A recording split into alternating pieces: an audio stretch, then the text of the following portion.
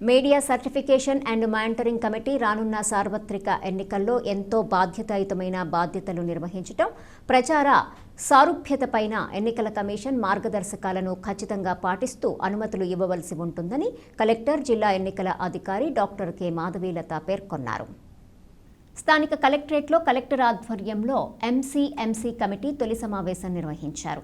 ఈ సందర్భంగా కలెక్టర్ మాధవీలత మాట్లాడుతూ ఎన్నికల నియమావళిని అనుసరించి వివిధ రాజకీయ పార్టీలు, అభ్యర్థులు వివిధ మాధ్యమాల్లో ప్రచారం చేయడం జరుగుతుందన్నారు. ముఖ్యంగా 3 అంశాల గురించి ఎంసీ కమిటీ దృష్టి పెట్టడం చాలా కీలకమన్నారు. అనుమతి తీసుకొని ప్రచురించినా, ముందస్తుగా అనుమతి లేకుండా ప్రచురించిన రాజకీయ పార్టీలు లేదా అభ్యర్థులు ఇచ్చిన ఫిర్యాదులకు చెందిన ప్రింట్ మీడియాలో ప్రకటనలు, ఎలక్ట్రానిక్ మీడియాలో, సామాజిక మాధ్యమాల్లో వస్తున్న వాటిని గమనించాలన్నారు.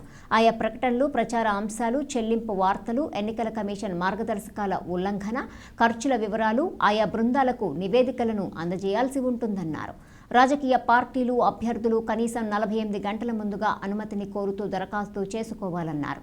ఆ మేరకు నిర్ణీత ఫారం ఏ ద్వారా రిటర్నింగ్ అధికారికి దరఖాస్తు చేసుకున్న తదుపరి సంబంధిత పత్రాలు అందజేయాలన్నారు.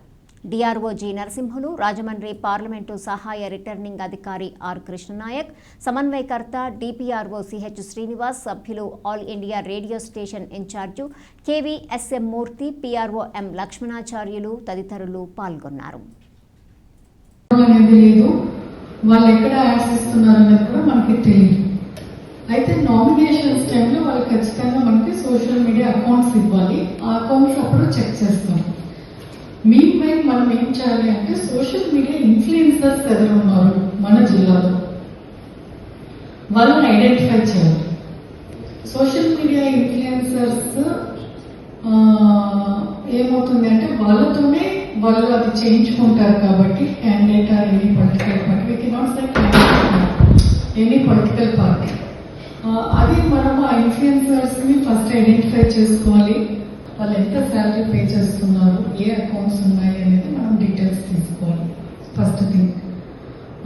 రెండోది వచ్చేసి ఇంకా ప్రింట్ మీడియాది వాళ్ళు మనకి ఇచ్చినప్పుడు మనము చెక్ చేస్తాము. వాళ్ళు పబ్లిషర్ నేమ్ అవన్నీ ఇస్తాం. సో దీంట్లో ఆల్రెడీ క్లియర్ గా ఎవరేం చేయాలి ఫంక్షన్స్ అనేది ఇచ్చారు. అండ్ డైలీ మనం ఒక రిపోర్ట్ పంపించాలనేది కూడా అనేక ఇచ్చారు.